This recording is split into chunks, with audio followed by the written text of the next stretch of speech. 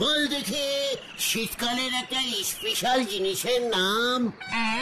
শীতকাল special kit kit Pachu ঘটনাটা একেবারে কেজি দরের ক্যালটাবুলাস হয়ে গেছে দেখছি। গরমকালে কেক খাস না তুই? তাহলে তুমিই বলো।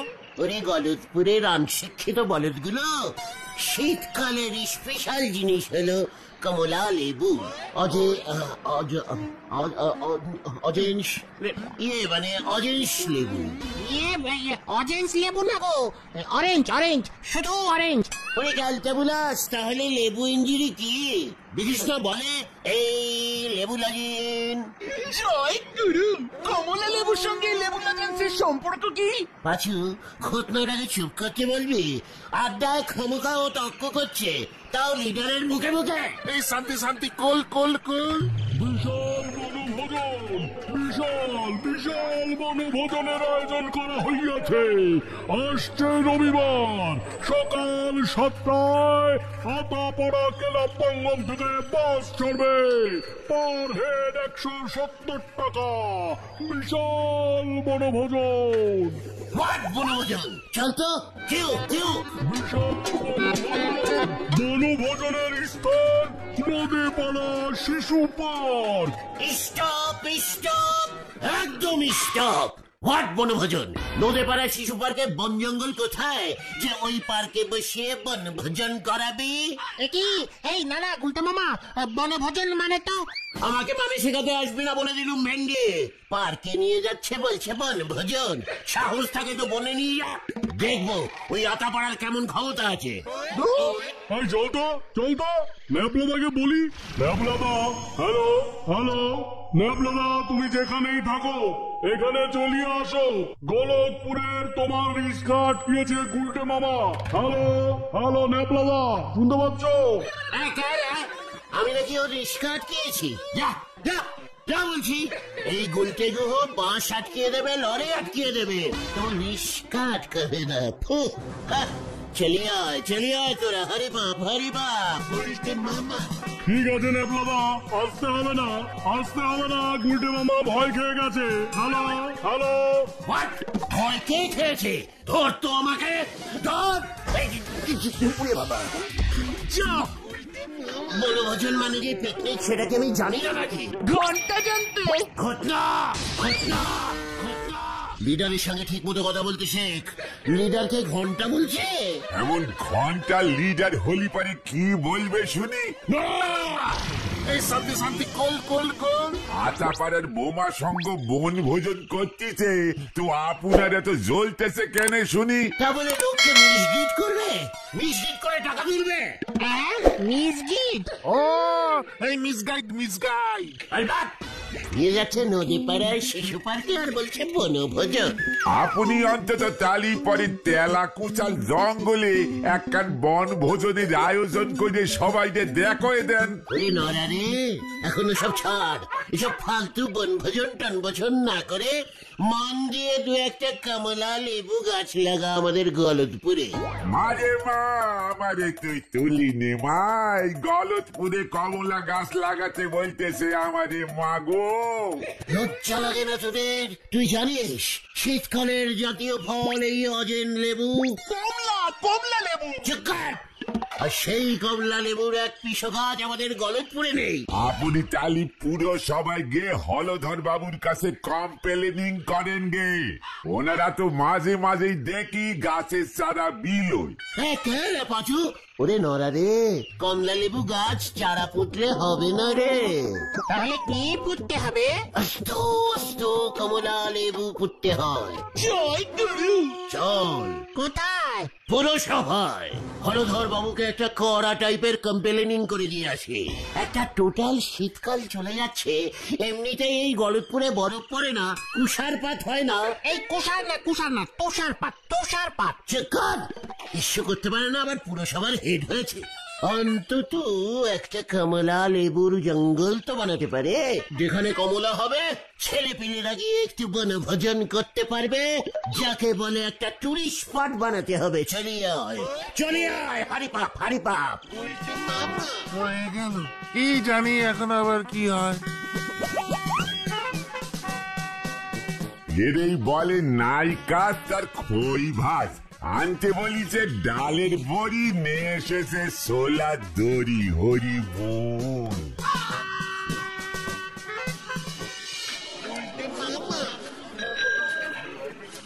ও গুলটে মামা, গুলটে মামা, তুমি কিন্তু আবার ঝাড় খাবে। কমলা লেবু গাছ পাহাড়ে হয়। তাহলে এখানে পাহাড় তৈরি করতে হবে। জায়গার কি অভাব পড়েছে নাকি গলতপুরে? স্কুল মাঠটা কবে থেকে ফাঁকা পড়ে আছে, কিছুই করছে না ওই হেডস্যার নটু বাবু। পিপি পিপি পিপি পিপি পিপি, এই সরে যান, সরে যান, ইমার্জেন্সি ইমার্জেন্সি। দাঁড়া দাঁড়া দাঁড়া বুদন, স্টপ স্টপ। কি কেস রে বুদান, কোথায় আগুন লেগেছে রে? এ বাবা, তোমরা দেখছি ইমার্জেন্সি মানেই জানো না। কি হয়েছে রে বুদন, আমাকে বল। বলছিকে আমাকে ওর সঙ্গে দেখা করতে বলেছে। কমলা লেবু খাবে? এ বাবা না না, আমাদের বাড়িতে আসছে রোববার পিকনিক হবে, তার জন্য ওই ডেকোরেটিং এর দোকানে যাচ্ছি। কি হবে তোদের বাড়িতে? Picnic picnic. তোদের বাড়িতে বোন কোথায় রে? এ কি বলছে রে, পিকনিক করতে গেলে বোন লাগে নাকি? বুদন, পিকনিক মানে হলো বনভোজন। আমাদেরটা তো ছাদে হবে। তাহলে তো ওটা ছাদ ভোজন হয়ে গেল। সে যা ইচ্ছে হোক, আমার হাতে টাইম নেই। টিপ্পল অর্ডার করে আসি। পিপি পিপি বুম বুম বুম। বুলটি পিকনিক করছে? বুলটির পিকনিক মানে তো আমাদেরও পিকনিক। ঠিক ঠিক, চলে আয় তোরা। কোথায়? বুলটির বাড়ি। কি এই অবেলায় তোমরা? কি হয়েছে গুলটে ঠাকুরপো? কিছু হয়নি তো বকুলদি, পিকনিক স্পটটা একটু ঘুরে দেখতে এলাম। Picnic spot? I mean spot? ও, আমাদের রোববারের ফ্যামিলি পিকনিকের কথা বলছো? কি পিকনিক? ফ্যামিলি পিকনিক মানে শুধু মেয়েরা মেয়েরা পিকনিক করবেন? এই না না না, ফিমেল না, ফ্যামিলি ফ্যামিলি পিকনিক, পরিবারের লোকজন নিয়ে। আমিও মানে আমরাও নিজের ইচ্ছায় যোগ দিলাম বকুলদি ফ্যামিলিতে।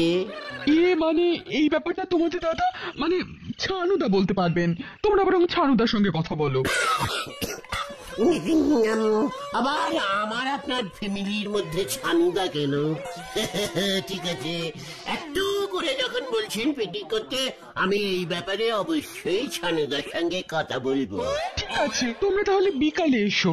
এখন যাও, ওদিকে আমার অনেক কাজ পড়ে আছে। ও গুলটে মামা, চলো এবার। চেষ্টা পুরো হেড অফিসে চলে গেল গুলটে মামা। ভুলে যাস না ভেন্ডি, আমিও একজন এই গলতপুরের হেড লিডার। আমিও জানি আঙুল বেরেক করে ফ্যামিলিতে ঢুকতে হয়। চলে আয় রব, কামান কামান।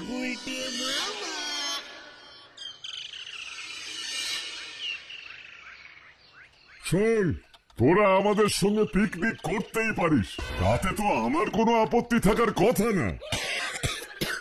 পাচুরে শোন, ছানুদা কি বললো? আপত্তি থাকার কথাই না, নিজের ফ্যামিলিগত ব্যাপার। নো আপত্তি, ডু ফুত্তি, ছাদে বনভোজন। তবে পিকনিকে কোন রকম বিপত্তি যেন না হয়, তার জন্য আমার দুটো কথা আছে। দুটো কথা? মাত্র দুটো কথা? বলুন ছানুদা। প্রথমত, এই পিকনিকে তোরা যদি 4 জন অংশগ্রহণ করতে চাস, তবে 2 কেজি করে মোট 8 কেজি পাঁঠার মাংস দিতে হবে।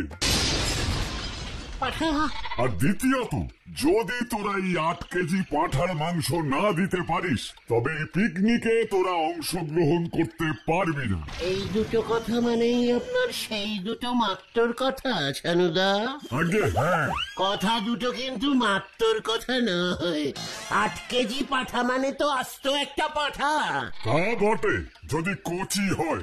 আতাপাড়ায় ওরা 170 টাকা এন্ট্রি ফি করেছে, আপনি একটা গোটা পাঠা এন্ট্রি ফি করে দিয়ে দিলেন।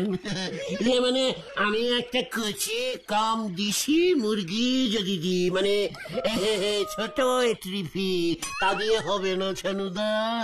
না, কারণ আমাদের পিকনিকের মেনুতে কচি পাঁঠার ঝোল আছে, মুরগির ঝোল না।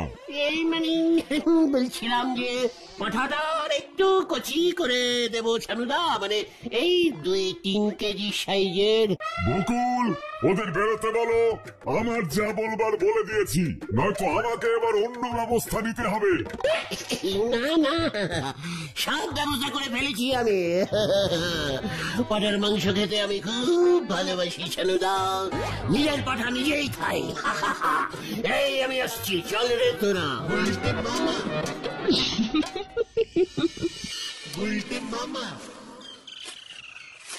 দেখলি আমি কি বুদ্ধি বার করলাম? তুমি আবার কি বুদ্ধি বার করলে? পাঠা এন্ট্রি ফ্রি হয়ে গেল। ওরে ক্যালটা বিলাসের দল, প্রথমে ছানুদা বলল 8 কেজি পাঠার মাংস, তারপর আমি যেই একটু চেপে ধরলুম তখনই তো ফুট করে 8 থেকে একটা কচি পাঠা নেমে এলো, দেখলি না? জয় গুরু, ঠিক আছে ঠিক আছে, তাহলে আমরা এখন কোথায় যাচ্ছি? পাঠা কিনতে হ্যাবলাদার কচি পাঠার মাংসের দোকান, চলে আয়। কেউ কেউ গুলতে মামা হয়ে গেল রে। কোনো পাঠা হবে না, এই রোববার বড় অর্ডার আছে। পাঠা খাসি মিলিয়ে প্রায় 30 কেজি। পাঠার বডিতে খাসি ঢুকিয়ে জল দিচ্ছিস হ্যাবলা? এত বড় সাহস তোর? এই, তুই যাবি নাকি আমি নামবো? না মানে বলছি, রোববার কোথায় এত পাঠা যাচ্ছি রে হ্যাবলা? ওই যে পাড়ার বোমা সংঘের পিকনিকে সব পাঠা বুক আছে। ভোট দেখি এখন, কাজের সময় ঝামেলা করবি না। বলতে মামা পাচুরে, বোমা সংঘ আমার পাঠা নিয়ে চলে যাচ্ছে, আমার বুলটির পাঠা নিয়ে চলে গেল। তোরা এখনো চুপচাপ দাঁড়িয়ে আছিস কেন এখানে এখনো? রাগে আমার পাঠা, না মানে কি, মানে মাথা গরম হয়ে যাচ্ছে কিন্তু। চলে আয়, হরিবাপ হরিবাপ। আসি গো হ্যাবলাদা। জ্যান্ত পাঠার দল। কি কি বলছিস? কি পাচার হচ্ছে? পাঁঠা পাচার হচ্ছে।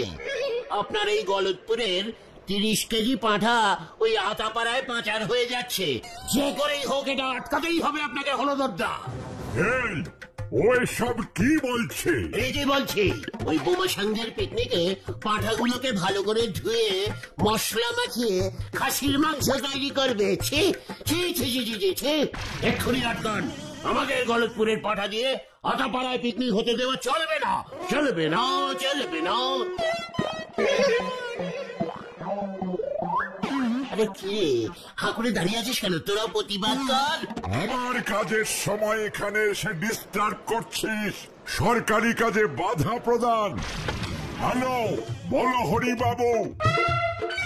পাঁচু চল, আমি বাইরে গিয়ে প্রতিবাদ করি।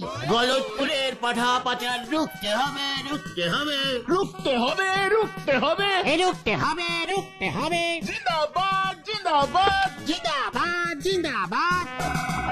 ক্যালটা বুলাস পাঠাকে জিন্দাবাদ বলছে। একটা সামান্য পাঠা জোগাড় করতে পারবি না তোরা? সামান্য 8 কেজি সাইজের একটা পাঠা। মাঠে যেগুলো ঘুরে বেড়ায় সেগুলো কি পাঠা না ছাগল গুলটে মামা? যেগুলির দাড়ি আছে সেগুলি পাঠা। জয় গুরু। কিন্তু আরো গন্ডগোল হবে গুলতে মামা। ও তোমরা এখানে? কেন রে বুদন, বলছি কিছু বলেছে? না না, বাবা বললো তোমাদের আর পাঁঠা জোগাড় করতে হবে না। কেন রে বুদন, তোর বাবা কি কোনো ফ্যামিলি পাঠা পেয়ে গেছে? আরে না না, দিদি মা আর আমি রোববার ওই বোমা সঙ্গের পিকনিকে যোগ দিচ্ছি। ওখানে কচি পাঠার মাংস আর ভাত, সকালে ডিম পাউরুটি, কলা, মিষ্টি, বিকালে কফি আর বিস্কুট। হেভি ব্যবস্থা। পাঁচুরে, বুদনকে বোঝা ব্যাপার আর পিকনিকে যেতে নেই। না না, ওইসব বুঝে কাজ নেই, আমার বলার কাজ বলে গেলাম, এখন আমি যাই।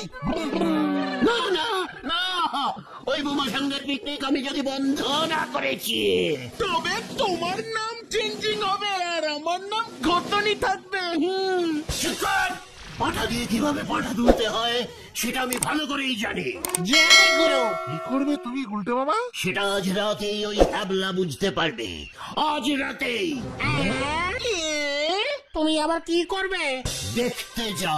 আমরা কিন্তু নেই রাতের কেসে। তাহলে বুলটিদের পিকনিক থেকেও তোরা বাদ। ঠিক আছে, বাদ তো বাদ। সত্যি বাদ দিয়ে দেবো কিন্তু বলে দিচ্ছি, ভেবে চিনতে বল। টোটাল ভাবনা হয়ে গেছে, তুমি যা করার করো, আমরা তোমার পেছনে আছি।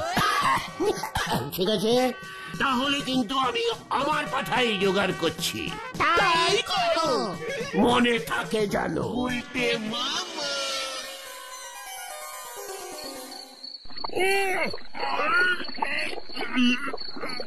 কি চাপ পড় গए রে বাবা।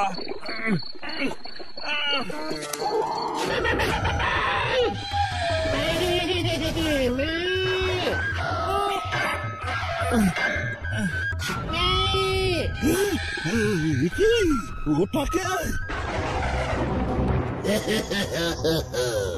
আমি পাঠা ভূতের রাজা। বাবা বাবা বাবা বাবা পাঠাবু কেন? আমি কি করেছি? আচ্ছা লোকেরা, টুকাটাপ আমাদের সব পাঠাগুলো জবাই করিস। ওরা তো সবাই ভূত হয়ে আমাকে কমপ্লেনিং করেছে তোর নামে। এত বড় সাহস তোর! ওরে বাবা, রাম রাম রাম রাম রাম রাম রাম রাম রাম রাম রাম রাম রাম। এবার কি হবে রে? এবার কি হবে? আমি তো পাঠার মাংসের ব্যবসা করি। তোর মুন্ডুটা মটকাবো এবার। ক্ষমা করুন ভূত রাজা পাঠা মশাই, আমি আর পাঠার মাংসের ব্যবসা করবো না। তাহলে যা, তোর কাছে যত পাটা আছে সেগুলোকে ওই তালপুকুরের মাঠে বেঁধে ছেড়ে আয়। বেঁধে রাখলে ছাড়বো কেমন করে? সেটা আমি বুঝবো। এখনই যা, নয়তো হালুম। মানে কি? পাঠা ভূত হালুম ডাকছে কেন?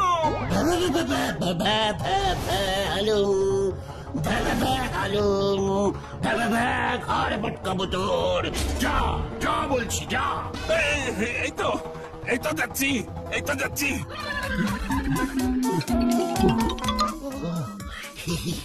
খেয়ে দিলাম। আমি কি বুদ্ধিমান। বাকি কাজটা এবার তালপুকুরের মাঠে গিয়ে করতে হবে।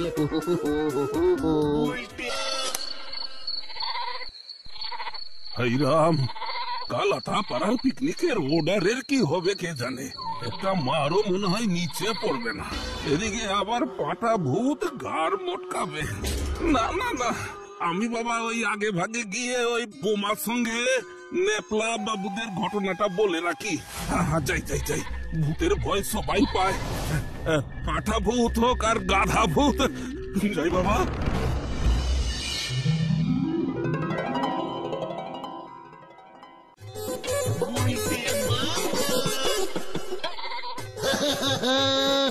এই গুলতে গুহ কি চিজ সেটা তো ওই ছানুদা জানে না।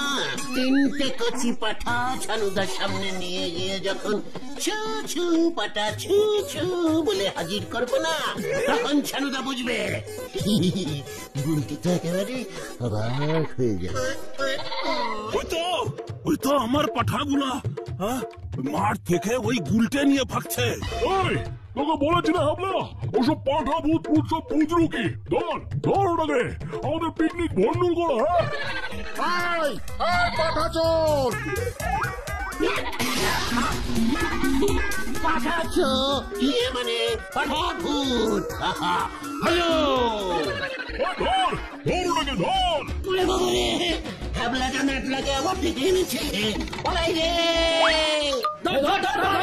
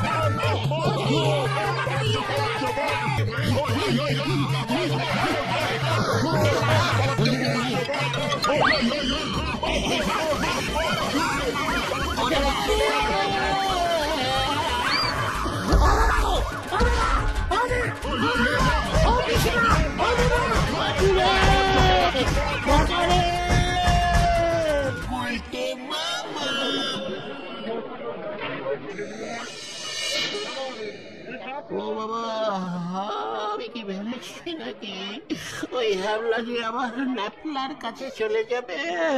হ্যাবলাদার নিজে বাঁচার জন্য ন্যাপলাদার কাছে গিয়ে সারেন্ডার করেছে। বেশ, পাঁঠা ভূত ধরা পড়ে গেছে। যদুদার কাছ থেকে ছাগলের মুখোশ এনেছিলে, এটাও ভেঙেছে। ওটার জন্য 300 টাকা ফাইন দিতে হবে তোমাকে। ও বাবা গো, ও বাবা, আমি আর পিকনিক করবো না রে। তাহলে তুমি কি করবে গুলটে মামা? কেতন, গুলটে মামা কি ও বাবা গো, ও বাবা। গুলটে